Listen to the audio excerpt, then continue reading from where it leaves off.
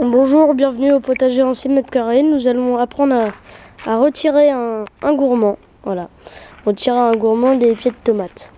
Donc pour les retirer, là par exemple, on voit la tige principale qui est là. Donc là, on a une feuille. Entre la feuille et la tige principale, on a un gourmand. Là, il a été retiré. Et là, voilà. Là, on voit bien.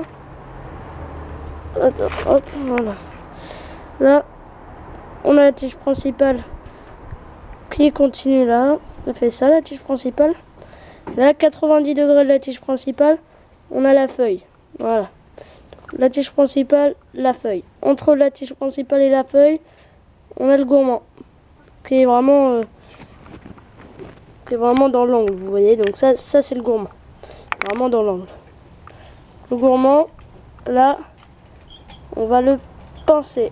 Hop, on le pince et on le retire. Alors pourquoi on va retirer les gourmands? Alors parce que en fait, si les gourmands prennent toute l'énergie de la plante, donc ça c'est des tomates cerises, hein, mais là c'est un exemple des tomates cerises, mais normalement sur les tomates cerises je le fais pas, hein, parce que les tomates cerises je les laisse prendre comme ça. Et donc si on retire pas le gourmand, et bah alors les gourmands vont prendre toute l'énergie de la plante et les tomates seront toutes petites. Les tomates seront toutes petites et la plante ça va devenir un gros buisson énorme, voilà. Donc les tomates vont devenir toutes petites. Donc c'est pour ça qu'on les retire, les gourmands. Donc là voilà, on voit bien là la tige principale qui est ici, une feuille. Normalement c'est une feuille que j'ai coupée. Et là il y avait le gourmand ici. Ici il y avait le gourmand. Voilà. Donc c'est comme ça qu'on retire les gourmands. Donc si vous ne retirez pas les gourmands, c'est dommage parce que vous allez presque pas voir de tomates. Alors les gourmands, vous pouvez en laisser partir un pour faire une deuxième tige principale.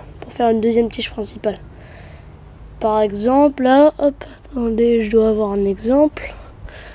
Ici,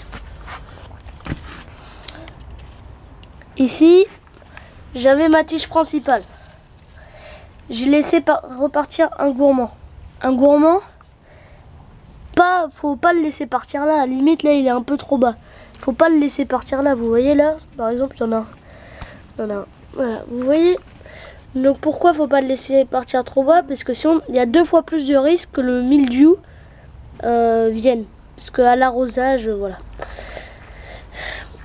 Donc j'ai laissé partir un deuxième gourmand.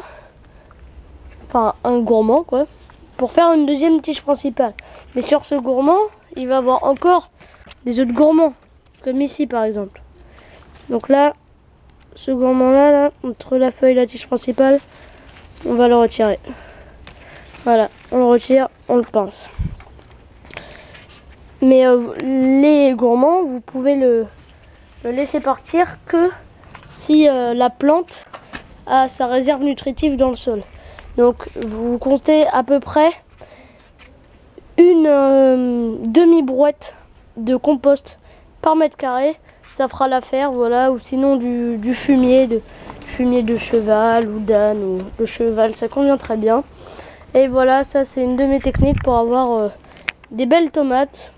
Et je vous ferai un autre épisode comment cultiver la tomate pour l'arrosage. Voilà, donc là c'était les gourmands et le deuxième ce sera l'arrosage. Au revoir et bon jardinage.